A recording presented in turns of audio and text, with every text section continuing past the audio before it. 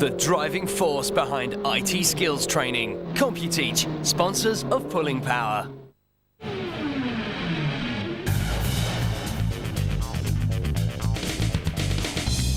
This week, Mike and I head off to Chianti country to check out whether the all-new Grand Cherokee has the bottle to take on the best of British. Plus, Mr. Rutherford gets his hands on a truly wonderful new coupe from those clever chaps at Morgan. And I go back to school to learn how to be a racing driver. Now more braking this time, more brakes.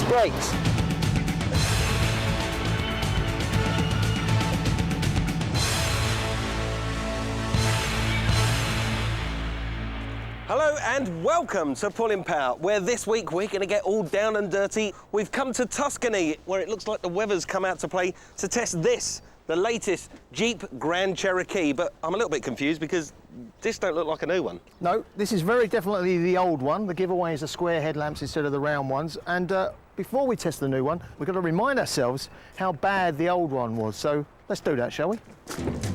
Now, don't be fooled by Mr. Rutherford's indifference. I happen to know that he's got a bit of a soft spot for this great big lump of US iron. To me, though, it's always been a truck in disguise with baggy handling, lumbering engines and woeful fuel costs. Bizarrely, though, it hasn't stopped them becoming a regular sight on the local school run, so it must have something going for it. I just cannot, for the life of me, see what makes this car worth 30 odds grand. Now, how can I put this to him?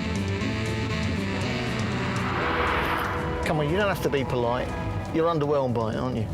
I am, Mike. I'm a little bit numb by this Jeep Grand Cherokee. I've never really been a fan of the brand, and I've never really been a fan of this, the outgoing model. I'm a driver, and I like driving cars. I like pushing a car into a corner and feeling what it's doing underneath the tyres. With this, every time I go into a bend and I make a steering input for a bend, I always find myself having to correct the steering input. I know that agriculturally, this is a very, very durable off-roader, and I don't think they can be knocked for that. They are fantastic off-road. Yeah, where would you take this then? Where would be a typical place where you drive this? Other than a brick wall. To a boot fair? Yeah, I mean, this is redneck territory, isn't it? This car is dare I say, it's trailer park trash. That's where this car lives, that's where it breathes, but they're not really for me. They don't tick my box. I'm really excited about driving the new one. Let's hope they've made some significant improvements.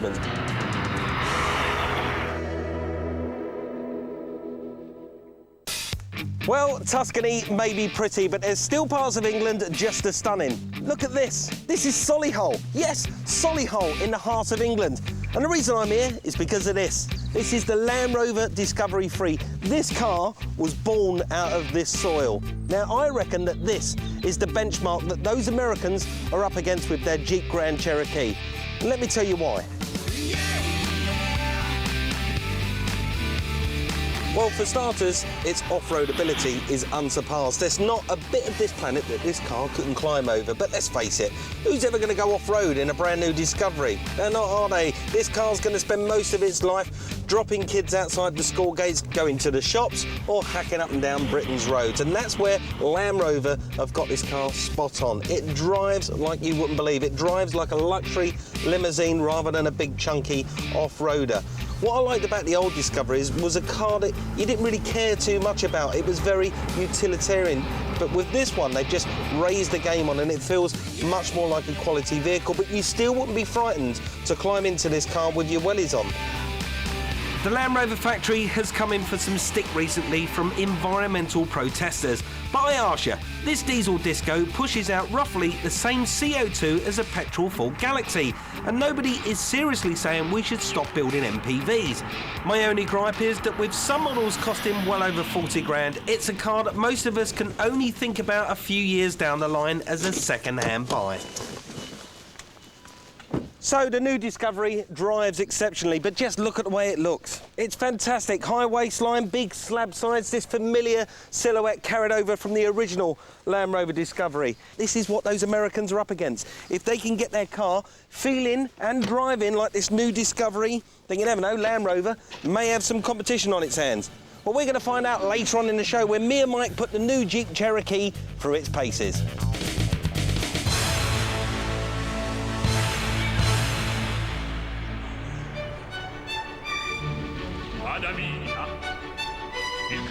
The beautiful Worcestershire countryside, close to the Malvern Hills. This is a backwater of the Midlands, light years away from the world of mass car manufacturing. Here in this parallel universe, the words bespoke and handcrafted are still part of the automotive vocabulary. Well, believe it or not, it was the best part of a decade ago that I was last here for Pulling Power, looking at a quaint little company, or so I accuse it of being, called Morgan. And they've banned that word already. This is not a quaint company. This is a quirky company because it's very, very different. And to say that it's moved on in the last decade or so is a massive understatement. We've had the Aero 8, the controversial Aero 8 convertible, and now look what we've got. This is the Aeromax. Think of the Aero 8, if you like, as a convertible Porsche 911. Think of this as the all-important 911 Coupe. This is the only one in the world. This is priceless. This is a car that I predict, they're not saying so officially, will be on sale within 2 or 3 years, and this is an overused word, but it looks awesome. And if you think it looks great from here, well, you should see the back. The man at the helm of this quirky Midlands motor company and the brains behind the Aeromax is third generation Morgan, Charles. I mean, I do not believe what I see. I don't often do this. Congratulations. Thank you. What a car. What a car. I think it's a good demonstration of how far Morgan has come.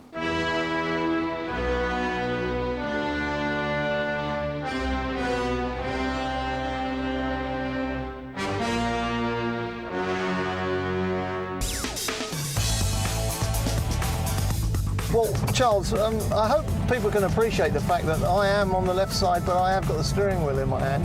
And that's quite a privilege, isn't it? Because this is the only car of its type in the world. And this is like being, you know, the king of the road 70, 80 years ago, isn't it? I mean, because it's so opulent, it's so traditional, and yet we've got the BMW engine under the bonnet. It's very safe, it's very high-tech. You've combined the two beautifully. I think the key thing too is to use natural materials, real leather, top quality hardwood, aluminium that's been hand machined.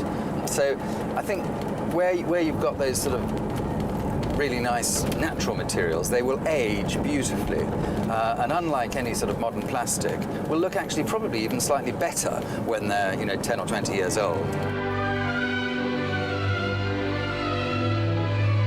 That kind of distressed look almost becomes actually part of the attractive. patina of the car, and it's what gives cars character.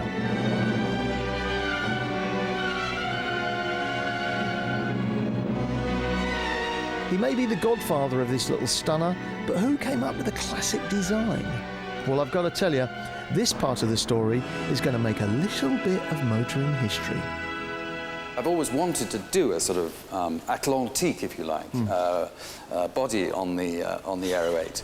And I was sent some drawings by Matt Humphreys, a young student in his final year at Coventry University. And they were so outstanding, and I get sent an awful lot of drawings.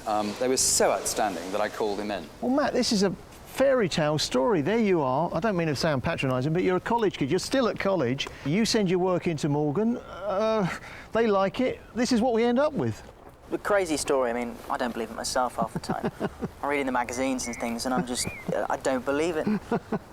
Whatever they say about CAD-CAM design and all the rest of it, all this high-tech, space-age stuff, you guys sit down with biros and scraps of paper. What was going through your mind when you were doing those initial sketches? Something like this. I started off with using a lot of influences.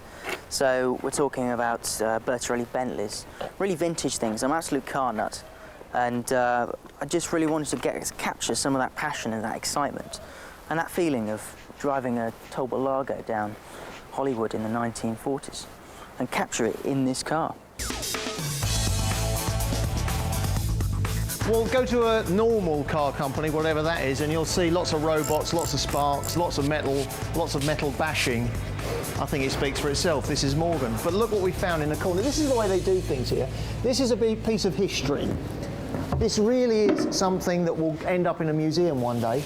We have the car. We have a quarter-scale model, Matt's first version. That's the first clay model he ever did, crafted by hand. Can you imagine? And it's here in a little box in the wood shop, and the wheels have fallen off, but I don't think that applies to the Morgan Motor Company, do you? Now, the question on everyone's lips is, when will the car go into production and how much will it cost? We'll be trying to wrestle some answers from Charles Morgan on those 2 points a little later in the show.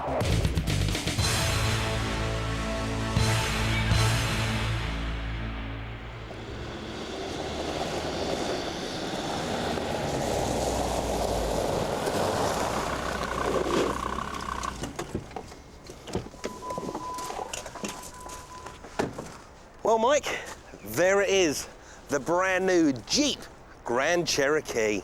Hey, what do you think of that? It's got round headlights, and I don't know. What, you're speechless? I just don't know. Mike Rutherford, speechless. You don't see that often. I just don't know. You'll have to join the two Mikes after the break when we find out what we think of the Jeep when we get it on the road. See you in a bit. For the latest motoring news, reviews and road tests, you can visit itv.com/motoring.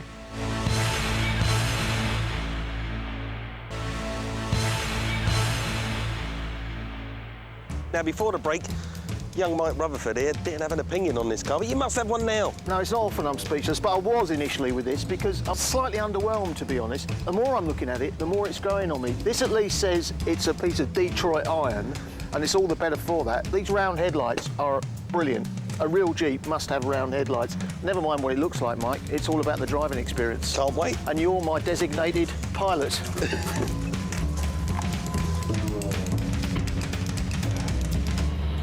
Well, Mike, here we are. My first drive of the brand new Jeep Grand Cherokee. I've got to say... No, let me say, from where I'm sitting, I can feel the difference from the passenger seat, and that's a good sign. Oh, there is a difference. The best way to feel how good a car is through your bottom. That's well, what I am always trusting say. my bottom, and I trust my bottom vigorously on every occasion, You Michael, and for once it's making all the right noises to me and not wrong noises, which you don't want coming out of my bottom, but just little things. On the previous model, when you put a steering input in, you had to make a correction halfway into the bend. With this, it holds its line, it just feels more positive, and it feels very much more car-like. It does feel like a big saloon, comfy car. Right. It doesn't really feel like I'm driving an off-roader, so maybe they have got that compromise exactly right. They want to be pitching this car, remember, at the XC90, the BMW X5 market, the Mercedes M-Class market. Which brings me on to highly paid footballers. They will go and buy the 5.7 litre Hemi. And there are plenty of them around, and it will be half a week's wages for them, you know, a couple of days, Monday, Tuesday, kicking, chasing a ball around on the training field, and then after that they'll be able to afford a 5.7 litre Hemi. But they'll only go and ruin it, Mike. You know they're going to put 20-inch rims on it with spinners, lower it down to the deck. Bling, bling, bling, and all that. It's moved on. They've recognised that people don't drive these things off-road very often, if ever. And so if it's going to spend 99.9% of its life on road, you might as well tip the balance in favour, if you like, of on-road manners rather than off-road capabilities.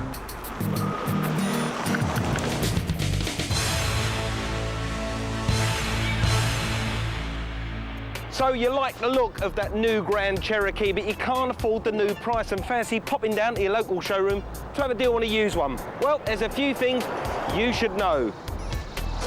Take these tyres. They're very tall-sided, but they don't protect the alloy wheel because these cars are more likely to bump up a curb outside a school gate than they are ever to go off-road. And these wheels are incredibly dear, so make sure you check them for signs of damage. However, if it has been off-road, check underneath very, very carefully to see if there's any signs of accident damage where it could have crunched over big rocks or boulders. This one looks all right. Most Jeeps you look at may have a tow bar fitted. Don't let that put you off. These are great towing vehicles. However, always ask the question what they've been towing. Now, on the interior, don't worry about things like crimpled leather. You can always leather feed it, or even a bit of boot polish does the trick.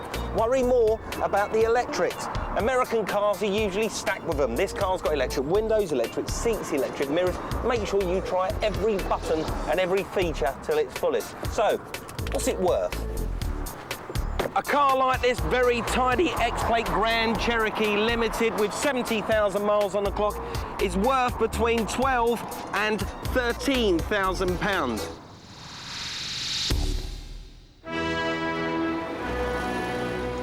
The moment of truth at Morgan. Let's see if I can get Charles to spill the beans on likely Aeromax production and price. But first, a little softening up is called for. If I was to put down my deposit for a £55,000 or thereabouts Aero 8, I'd be waiting how long to take delivery? I think you'd be waiting just under the year at the moment. OK, I really do need the coupe as well.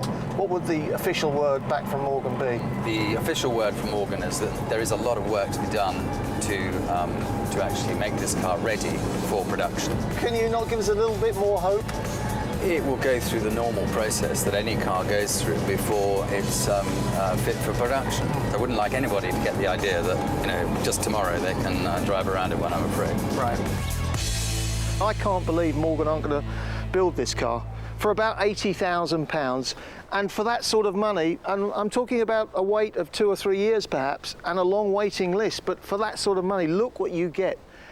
I mean, to say it's distinctive, I think, is a massive understatement. In this game, unique is a dangerous word to use as well, but this is truly unique. You will see nothing like this anywhere on the planet. They simply can't do this in Stuttgart, which is Porsche territory. They certainly can't do this sort of thing at Maranello, Italy, where Ferrari base themselves. They can't do it in Detroit and Tokyo, the car capitals of the world. They can only do this in Malvern, Worcestershire, England, where the sun shines. With a 0 to 60 time of 4.3 seconds and a top speed of 155 miles an hour, this really is a serious piece of kit. So if you're likely to find yourself behind the wheel of a high-performance monster like this, a bit of driver training might come in handy. So I've come here to Silverstone, the home of British motorsport, to learn how to handle a car properly. I'm here for what's called an ARDS test. That's half written examination and half practical theory out there on the race circuit. A bloke called Steve is going to talk me through it. Let's go and meet him. First shock, training for newbies starts not with a blast round the track, but in the classroom with some ball-breaking revision. The misconception that street drivers always have when they come to drive on the racetrack. They want to do this, wah, hard on the loud pedal. Should I have done my braking, my gear change, everything should be done and out the way, so all I've got to think about is driving through the corner. Particularly as a novice. Your job as a race driver is to have all 4 tyres come to the lock-up point at the same time. The problem is, if you don't get all 7 of those things done before you get turned into the corner, you've got a problem on your hands. Well, this is it. Time to put all that lovely practical theory that he gave me in a classroom to test. I am very, very nervous at the moment. This is my little race car, look. Little Mazda RX-8. Just wish me luck. Anyone can sign up for a day's race training here for 350 quid, which gets you into a single-seater. Me, I'm going to run what I brung, because this is what I'm going to be racing. Stay on the left more, brake in, stay on the left. Down a third, stay on the left, and then bring her in. OK, you're doing it all too late. Because I'm talking to you. Yeah, well, actually, I'm talking to you. Yeah. You're listening to me. I'm listening to what you're saying. Yeah. Very often with journalists, and I've sat next to a few of them, they tend to be very gung-ho, get stuck in at somebody else's car, they're used to spending somebody else's money. Mike actually settles down, he's very quick. He went very quick, very quickly, which is interesting too. But then he was able to temper himself and pull it back a little bit, because there's also a tendency, and now we're moving into his weaknesses really, a tendency to overdrive the car. Very, very common novice mistake, and it's whether he can iron that out in himself, which will ultimately, I think, determine how fast he goes. Now, more braking this time, more brakes. I've been brakes. smoking and power sliding cars around tracks for years, but I soon learned that driving smoothly and quickly to win a race was a totally different ballgame. Got it. Sacrifice the first part for the second part. OK, got it. Thanks to Steve's instruction, I really got the hang of this, but my worst nightmare was lurking around the corner. The exam. Pop your name onto this document, don't open it yet, and I'm going to be sitting in the room with you to make sure you don't confer. Yeah. Well, there's nobody to confer with. I'm sitting on my own. Concentrate. Right. The flag ones, I think I'm all right, but it's just a couple of the question ones are things I've never heard of before. Brewer, you have 8 minutes remaining. He's under pressure, he's talking to himself. I am, yeah, I am. OK, Mike, time out. It's as good as it's going to get. I think so, yeah. I hate hate it. I hate being in this environment. This is like my worst nightmare. Cannot bear it.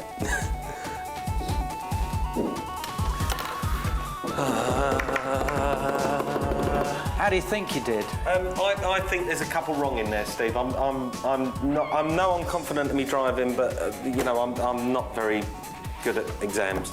You know what, don't tell him I said this, right, but I think he's going to do really well. But when you're out on the track, right, you just made really only 1 or 2 small mistakes. And I think, actually, he's going to surprise himself. I think he's going to do better than he would imagine he could do on a first outing, because there's definitely some natural flair there. Here, you did even better. Really? You made 1 mistake. What does that mean? That means you passed. Yes! You're done. You're through. I passed. I've got a licence, an arms licence. You don't have to resit. I want to hug you, but I'm not. I'm going to shake your hand like blokes do. Well done. Fantastic. Well done yourself. It's a fantastic very job. Much. Well, I'm really pleased with myself because this is my MSA driver's licence pack. Yes, I'm now a fully fledged racing driver. I've achieved 2 things. Number 1 is me and this little baby are going to enter a race later on in the year, one of which you'll be able to watch on Pulling Power. But the second thing is I can now handle a really powerful car with safety, confidence and nice and smoothly.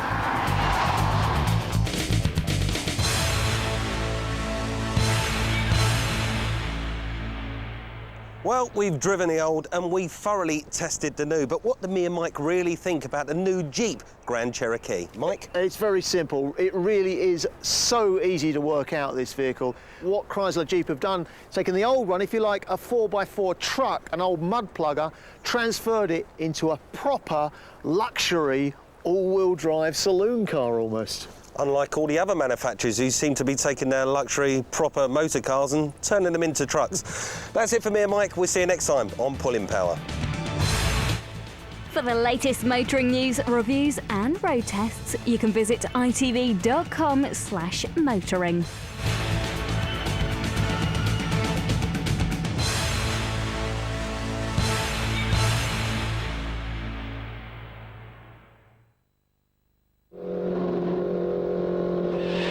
Pulling Power is sponsored by CompuTeach, the driving force behind IT skills training.